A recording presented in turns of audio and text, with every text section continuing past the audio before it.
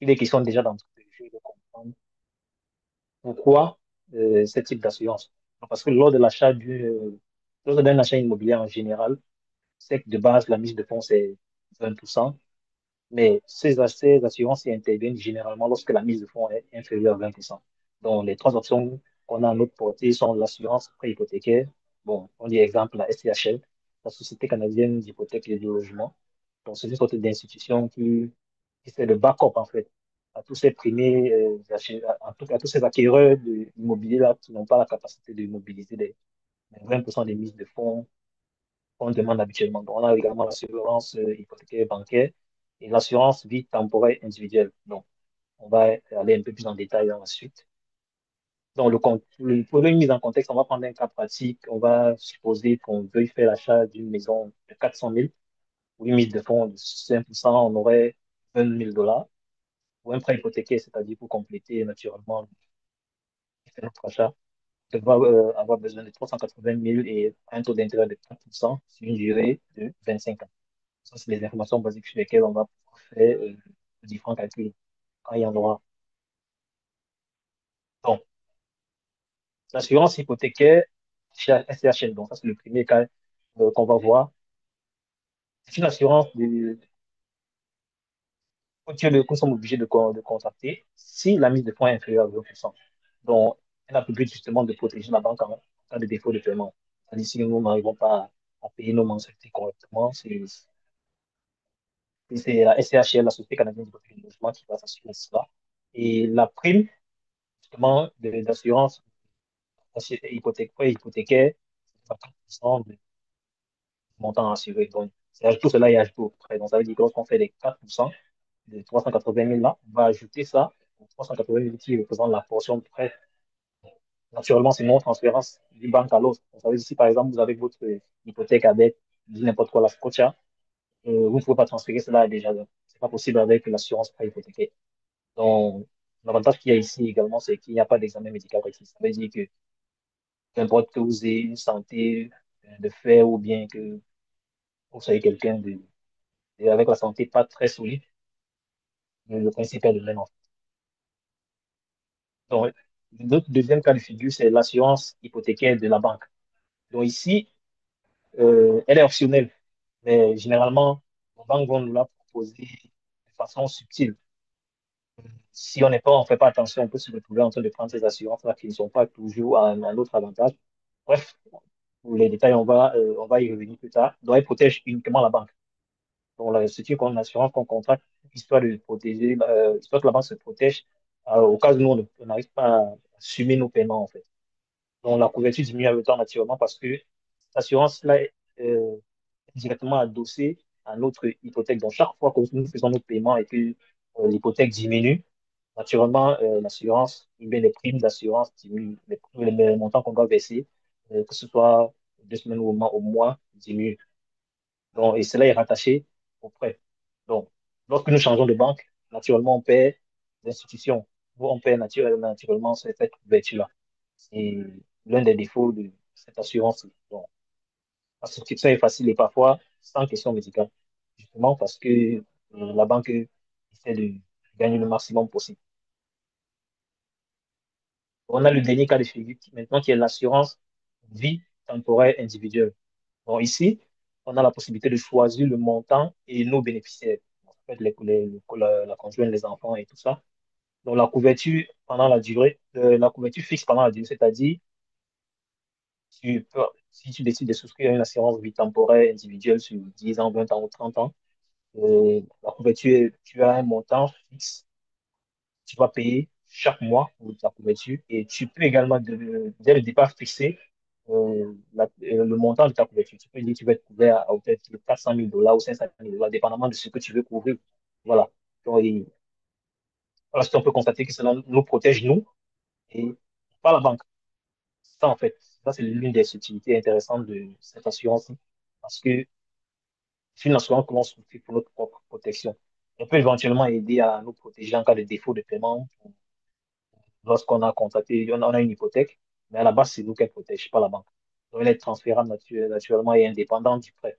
Parce que c'est une assurance que l'on souscrit pour notre propre protection et qui n'a qui n'est pas forcément un lien avec une hypothèque quelconque.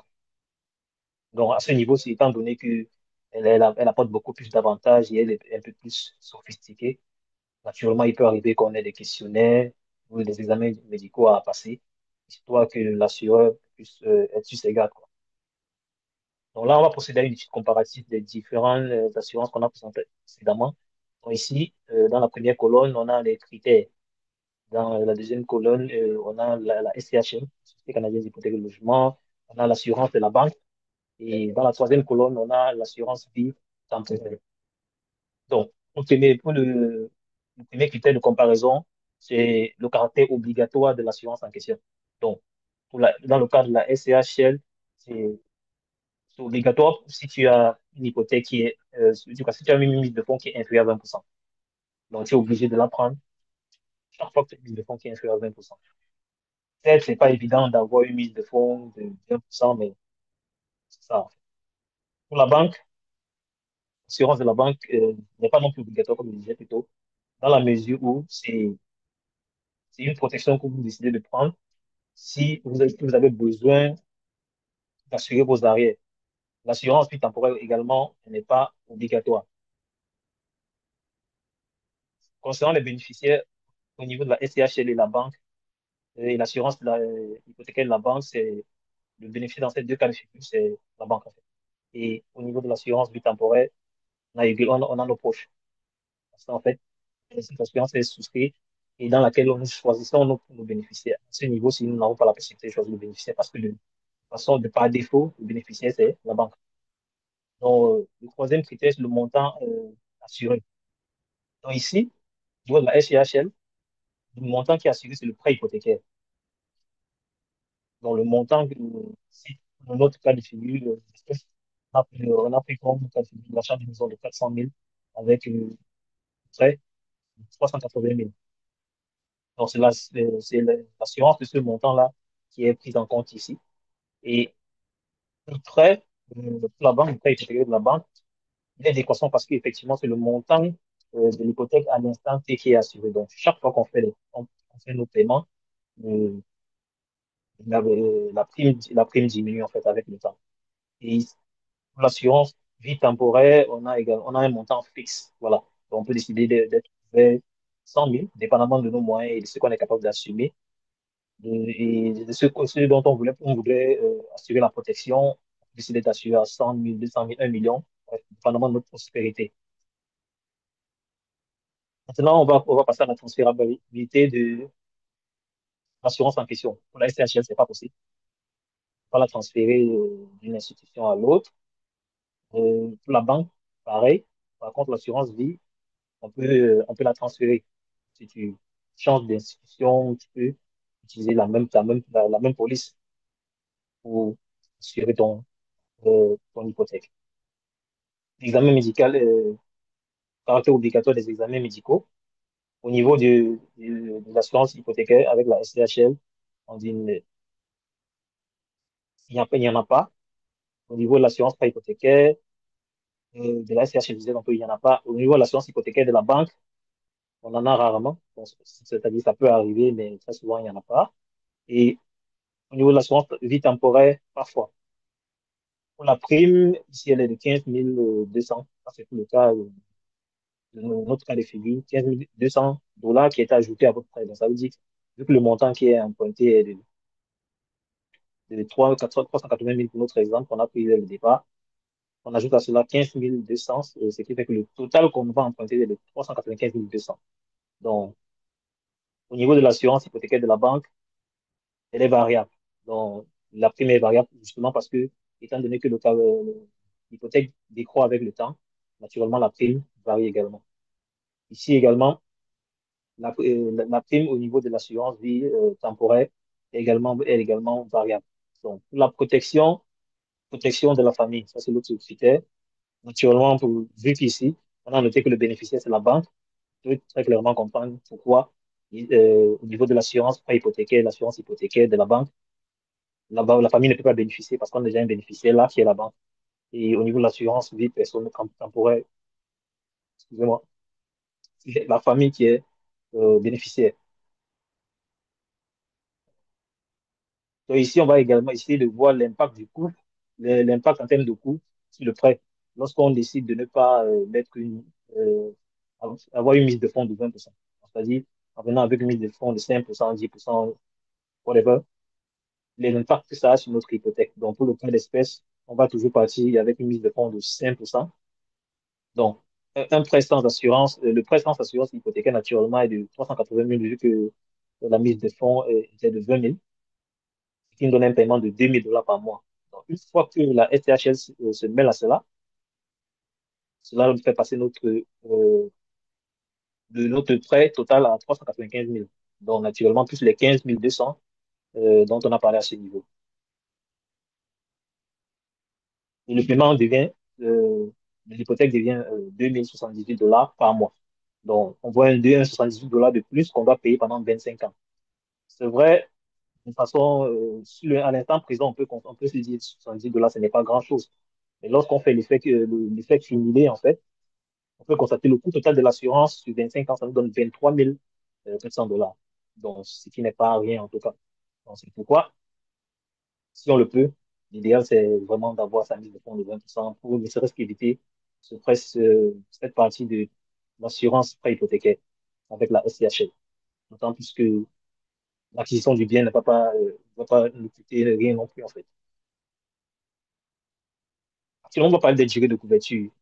Euh, la SCHL, l'assurance prêt hypothécaire, la durée, euh, la durée complète du prêt, en fait, 25 ans, naturellement. Et l'assurance bancaire, durée 25 ans. Et l'assurance vie temporaire, c'est selon le contrat qu'on a choisi. Donc, on peut choisir naturellement 10 ans, 20 ans, 30 ans, etc. Maintenant, s'agissant des recommandations et quelle assurance choisir. Ici, le choix dépend véritablement de notre situation et de nos besoins, en fait. Voilà. Par exemple, pour le cas de la SCHL, c'est inévitable lorsqu'on a on a une mise de fonds inférieure à 20%. Donc, lorsque tu as déjà ta mise de fonds inférieure à 20%, tu seras obligé d'avoir fait à SCHL, même que tu le veuilles ou pas. Donc, ça, c'est de base. L'assurance hypothécaire de la banque, elle est pratique mais limitée dans la mesure où euh, le bénéficiaire, c'est uniquement la banque. Et si tu changes d'institution bancaire, tu perds en fait ton assurance. Donc, en quelque sorte, tu es presque en prison, quoi. Et le dernier, le dernier qui est l'assurance vie temporaire, c'est, après, au vu de tout ce qu'on a vu précédemment, c'est la meilleure pour protéger, que ce soit notre famille ou bien même nos héritiers et même notre bien immobilier. C'est l'idéal. Et l'idéal à ce niveau est vraiment de combiner la SCHL, qui est obligatoire dans le cas si on n'a pas une mise de fonds de 20% et l'assurance vie personnelle. Donc, en conclusion, toutes les assurances ne se valent pas. On a pu le constater avec les différents éléments de comparaison. Donc, il est impératif d'évaluer ces besoins. On se dit, qu'est-ce que je veux protéger? Est-ce que c'est ma famille? Est-ce que c'est uniquement mon bien? Ou qu'est-ce que je suis prêt à payer, en fait, pour assurer ma protection, en fait. Donc, il est également impératif de comparer les différents produits avant de signer. Parce que, comme je le disais plus tôt, si on a la possibilité de souscrire pour une assurance vie temporaire, ou bien qu'on a déjà une assurance vie temporaire qui est fonctionnelle, il serait pas judicieux pour nous de souscrire à une assurance hypothécaire. Bon, ça serait un peu comme jeter de l'argent par la fenêtre, entre guillemets, parce qu'une assurance vie personnelle protégerait déjà notre bien, en fait, en cas d'invalidité ou bien de décès, je sais pas trop quoi. Donc, c'est pourquoi il est important d'être vraiment informé et de savoir quelle est la portée de chacune de ces assurances-là. Donc, et penser à l'assurance vie temporaire comme protection complémentaire, effectivement, ce dont j'étais en train de parler. Donc, merci pour votre aimable attention. Maintenant, on va passer aux questions-réponses. Je vais arrêter le partage afin que les uns et les autres puissent poser leurs questions, s'il y en a, bien sûr. En tout cas, wow, Boris, je ne sais pas si vous avez déjà eu à faire des trucs pareils, mais j'ai beaucoup aimé. Je n'aurais pas pu mieux faire. Donc, je laisse la piste aux personnes qui ont les questions.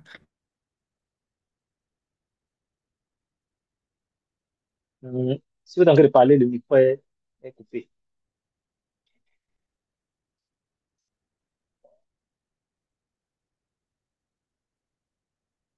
C'est Nathalie qui a levé la main, n'est-ce pas? Princesse Nathalie, c'est bon, docteur. Là, Oui, c'est son micro est activé.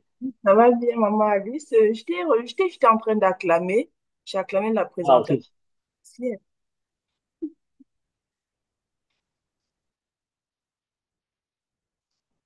D'accord. En attendant qu'il pose Ok. des questions, je vais ajouter un petit truc. Je suis vraiment désolée, Boris, c'est moi qui n'ai pas ajouté ça dans la présentation. Donc, du coup, dans la présentation, je ne sais pas si tu peux mettre l'autre PowerPoint où on avait les 380 000 et les 397 000, sachant que pour une maison de 400 000, si on a pris la SCHL, en gros, à la fin, on aura payé, après 25 ans, on aura payé 623 400 $ avec le 23 000 en plus dedans, quoi. Et, Dans une, oui, oui. Dans une maison de 400 000, ça ne revient pas à 400 000, bien sûr.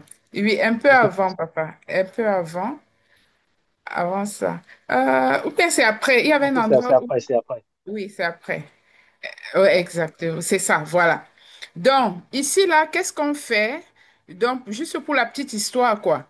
Pour une famille qui a fait 380 000 directement, 380 000 veut dire que pour une maison de 400 000, parce que comme Boris a dit, on part du fait que notre maison, enfin, pour les besoins d'exemple, on prend une maison de 400 000, on a notre mise de fonds de 20 000 $. Donc, du coup, notre hypothèque va nous revenir à 2 000 $ par mois. 2 000 $ par mois. On va juste faire 2 000 fois 12 fois 25. Donc, on va payer 600 000 au total. En gros, la banque nous aura vendu, si la banque nous fait un prêt avec un taux d'intérêt de 4%, ceci dit, la banque nous aura vendu les 380 000 à 220 000 $. Donc, à la fin, on aura dépensé 600 000 $ pour cette maison de 400 000. Maintenant, si on n'a pas mis les 20%, donc si on a mis comme 5% seulement de mise de fonds, on aura un 15 000 $ ou un 23 400 $ en plus qu'on doit payer. Maintenant, le total, si notre mise de fonds n'est pas de 20%, le total qu'on aura payé à la fin, après les 25 ans, sera de 623 400. Je ne sais pas si c'est bon pour tout le monde. Parce que souvent, les gens disent que ah, j'ai acheté ma maison à 500 000.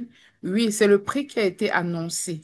Mais à la fin, c'est pas juste ce qu'on a payé en fonction du taux d'intérêt. Donc, notre taux d'intérêt, c'est pas un taux vraiment réaliste, hein. Je crois que sur le marché, on est à 5 ou 6%. Donc, on a juste fait ça pour les besoins de calcul.